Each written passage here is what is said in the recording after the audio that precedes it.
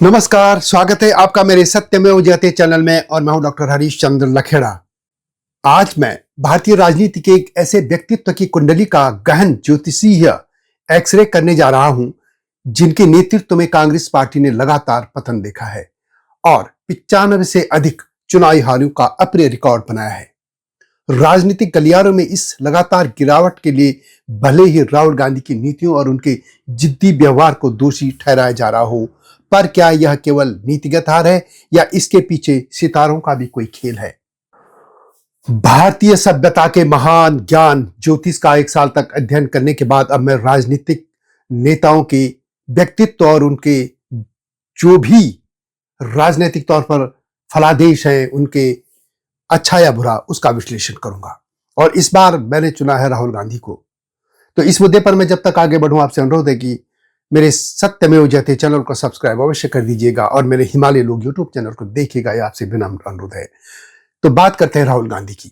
राहुल गांधी का जन्म 19 जून 1970 रात 9:52 का जो हमें मिला, उसी के आधार पर मैं आकलन कर रहा हूं।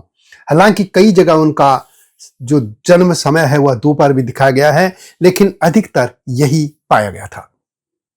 और इस कुंडली के आधार पर राहुल गांधी की कुंडली मकर, लगन और वृश्चिक राशि के जबरदस्त टकराव को दर्शाती है। स्वामी उनका लगन का जो है शनि है, जो चतुर्थ भाव में नीच होकर बैठा है, उन्हें जन्मजात संघर्ष और विलंबित सफलता देता है। यानी उनका जो भी सफलता उन्हें मिलती है वो देर से मिलती है। लेकिन उनका अडिग स्वभाव कोई असाधारण या साधारण जिद नहीं है, बल्कि संघर्ष को अंत तक खींचने की शनि की अदम्य मांग है। यानी वो जिस मुद्दे को पकड़ लेते हैं उसके अंत तक जाने का वे प्रयास तो करते हैं। यही योग उन्हें पीछे हटने नहीं देता, चाहे वह चुनावी परिणाम हो, चाहे कितने भी निराशाजनक क्यों न हो। यही योग उनको उन मुद्दों से पीछे हटने नहीं देता जो कि जनता के दरबार में नकारे जा चुके होते हैं। चाहे वो राफेल हो, चाहे चौकीदार चोर हो, चाहे अडानी, अंबानी, ईवीएम और अब वोट चोरी, ये वे तमाम मुद्दे हैं जिनको जनता खारिज कर देती है और जिनके तर्कों पर वे खुद भी सही नहीं ठहर पाते हैं, लेकिन उनकी जिद है कि उनको छोड़ेंगे नहीं। और यह सब इसलिए है कि शनि उन्हें थोड़ा जिद्दी कर देता है। इसके अलावा राहुल गांधी की जो बयान आते हैं उस पर भी विवाद होता रहता है और लोग मजाक भी उड़ाते रहते हैं, और यह सब राहु की वजह से होता है। दूसरी वाणी में राहु का विराजमान होना उनकी अभिव्यक्ति में अतिशयोक्ति और विरोधाभास भर देता है। इसी कारण उनकी बातें अक्सर विवादास्पद लगती हैं, जिन्हें उनके विरोधी झूठ का नाम दे देते हैं। राहुल गांधी की राशि वृश्चिक है, जो मन को अत्यंत गोपनीय, संदेही और भावनात्मक रूप से अटल बनाती है। उनका मन एक बार जो निर्णय कर लेता है उस पर हिमालय की तरह अडिग रहता है। यह आंतरिक दृढ़ता उन्हें बाहरी आलोचना को नजरअंदाज करने और अपनी गलती को स्वीकारने से बचने की शक्ति देती है। और आपने भी देखा होगा कि राहुल गांधी बहुत से ऐसे फैसले लेते हैं जिन पर न पार्टी चलती है, न कार्यकर्ता चलते हैं, और लोग भी उनकी जो राह होती है उस पर नहीं चलते, न उनको समर्थन देते हैं। आपको याद होगा कि उन्होंने एक बार गुजरात या संभवतः किसी राज्य में कहा था कि जिनको उनके साथ चलना है वो चले, और बाकी के लिए उन्हें कई तरह के घोड़ों की बात भी कर दी थी कि कुछ घोड़े दौड़ के होते हैं और कुछ अस्तबल में बांधने के होते हैं, और कुछ को बाहर करने का भी उन्होंने संकेत दिया था। यदि हम कुंडली का और विश्लेषण करें तो ये कह सकते हैं कि मकर लग्न का स्वामी शनि चतुर्थ भाव सुख घर में बैठा है, यानी नीच राशि में, जो कि नीच में बनता है। और शनि की स्थिति, नीच स्थिति, जन्मजात संघर्ष और विलंब से सफलता देती है। यह व्यक्ति को अत्यधिक आत्म संरक्षणवादी और संदेही बनाती है। लेकिन शनि जब नीच का होता है तो वह अपने संघर्ष को अंतिम लक्ष्य मानता है। उनका जिद्दीपन कोई अहंकार नहीं, बल्कि संघर्ष को अंत तक खींचने की शनि की अदम्य मांग है। 10वें भाव में गुरु, उनका जो है वो करियर में उनका गुरु होना उनको नैतिकता और आदर्शवाद से जोड़ता है। इसलिए आपने देखा होगा कि राहुल गांधी नैतिकता की बात करते हैं। यह भी कह सकते हैं कि राहुल गांधी पर निजी तौर पर कोई भी भ्रष्टाचार के आरोप नहीं लगे हैं। लोग ये कह सकते हैं कि वह किसी पद पर नहीं थे, मंत्री पद वगैरह पे, लेकिन ये तो है कि 2004 से 2014 तक वे सबसे ताकत पर स्थान पर थे। उनकी माता सोनिया गांधी जो सरकार थी उसकी सर्वो सर्वा थी।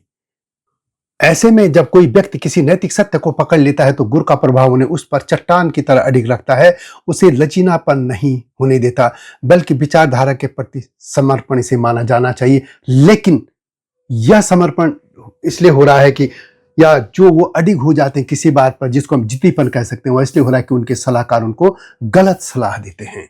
यदि गांधीवादी कांग्रेसी नेता उनको सलाह दें, उनके सलाह मंडल में शामिल हो तो कांग्रेस प्रगति कर सकती है। लेकिन माओवादी और मुस्लिमवादी नेता, जैसा कि प्रधानमंत्री ने भी आरोप लगाया, लोग यही मानते हैं, उनको सलाह दे रहे हैं तो यह हर्ष तो होना ही है। उनके षष्ठम भाव में सूर्य और मंगल है। सूर्य अहंकार और आत्मा का कारक है, जबकि मंगल आत्मविश्वास। दोनों षष्ठम भाव होने से शत्रु संघर्ष में हैं। और यह भी कह सकते हैं कि जो लक्ष्यदार भाषा होनी चाहिए वे नहीं है, क्योंकि षष्ठम भाव के स्वामी होने के कारण उनका अहंकार सूर्य के कारण हमेशा संघर्ष की मुद्रा में रहता है। उनकी आत्मा को लगता है कि गलती स्वीकार करने का अर्थ शत्रुओं के सामने हथियार डालना है, इसलिए वह अपनी कमी को सार्वजनिक रूप से स्वीकार करने के बजाय उन्हें चुनौती के रूप में देखते हैं और उस पर जमे रहते हैं। यह अत्यंत आत्म रक्षात्मक भाव है। लेकिन उन्हें यह मानना चाहिए कि भारतीय समाज नम्र लोगों को पसंद करता है, झुकने वालों को पसंद करता है, अपनी गलती को मानने वाले लोगों को क्षमा भी कर देता है और उनको अपने सिर माथे बिठा लेता है। अहंकारी लोगों को बिल्कुल भारतीय समाज पसंद नहीं करता। अब भारतीय जनता पार्टी या दूसरे लोग जो उनके विपक्षी हैं वे कहते हैं कि वे झूठ बोलते हैं, लेकिन इसे हम झूठ नहीं कह सकते। वास्तव में वो अपनी बात पर अड़े रहते हैं और यह सब हो रहा है राहु की वजह से। द्वितीय भाव यानी वाणी और धन में राहु का होना है। राहु एक विस्तारक ग्रह है जो भ्रम और अतिशयोक्ति से जुड़ा है। जब यह वाणी के भाव में आता है तो व्यक्ति तथ्यों को बढ़ा चढ़ा कर या अप्रत्याशित रूप से पेश करता है। उनकी बातें इसलिए विवादास्पद लगती है क्योंकि राहु की ऊर्जा उनकी अभिव्यक्ति में कच्चापन, अतिशयोक्ति या विचित्रता लाती है, जिसे विरोधी झूठ का लेबल लगा देते हैं। यह कूटनीति का अभाव अधिक है, जानबूझकर झूठ कम। ये कह सकते हैं कि राहुल गांधी अभी शब्दों से खेलना नहीं जानते। और एक बात और, वो एक बात पर जमे रहते हैं। हालांकि वे उन मुद्दों को बीच में छोड़ के नए मुद्दे पर भी आ जाते हैं, लेकिन यह देखते हुए भी कि यह मुद्दा उनको पॉलिटिकल तौर पर नुकसान कर दे रहा है, फिर भी वो जमे रहते हैं। और वह इसलिए हो रहा है कि एकादश में चंद्रमा बैठा है, वो जो नीच का भाव देता है। एकादश भाव में चंद्रमा, और वह चंद्रमा चूंकि मन का कारक है और वो नीच स्थिति में है, लेकिन यह योग इच्छाओं की पूर्ति के लिए भारी संघर्ष कराता है। और चंद्रमा, जैसे मैंने पहले भी कहा, मन का कारक है। वह स्थिति में नीच है, इसलिए मन को अस्थिरता देता है, जिससे वह स्थिरता से दूर रहता है, यानी किसी चीज पर फोकस नहीं कर पाता। उनकी अधूरी इच्छाएं चंद्रमा के ही वजह से हैं, जो कि नीच हालत में है। और यही कारण है कि वे लंबे समय तक एक ही मुद्दे को पकड़े रहते हैं, उस मुद्दे पर पूरी ताकत लगा देते हैं। यह आंतरिक संघर्ष है, असंतोष है, जो उन्हें लगातार परिश्रम के लिए प्रेरित करता है। अंत में यही कह सकते हैं कि मकर लग्न की कुंडली उनके राजनीतिक जीवन के संघर्ष, आत्मविश्वास की कमी और बार बार होने वाली विफलताओं के बाद भी संघर्ष जारी रखने की उनकी क्षमता को सबसे अच्छे से समझाती है। इसलिए यह साफ तौर पर कह सकते हैं कि यह ज्योतिष का आकलन है कि उनका यानी राहुल गांधी का जिद्दीपन कोई व्यक्तिगत कमी नहीं, बल्कि ग्रहों का शक्तिशाली प्रभाव है जो उन्हें लगातार संघर्ष के लिए मजबूर कर रहा है और वे एक ही मुद्दे को पकड़ के रखते हैं। यह ज्योतिषीय आकलन आपको कैसा लगा कमेंट में अवश्य लिखें। अन्य नेताओं के बारे में इस तरीके की मैं आकलन को लेकर फलित ज्योतिष के सामने लेकर आपके सामने आता रहूंगा।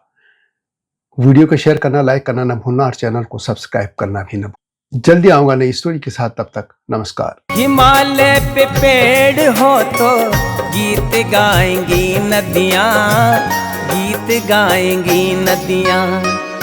पेड़ों पे चिड़िया है तो गीत गाएंगी नदियाँ। पेड़ों पे चिड़िया है तो गीत गाएंगी नदियाँ। माँ की लोरी जैसे होते हैं नदियों के गीत।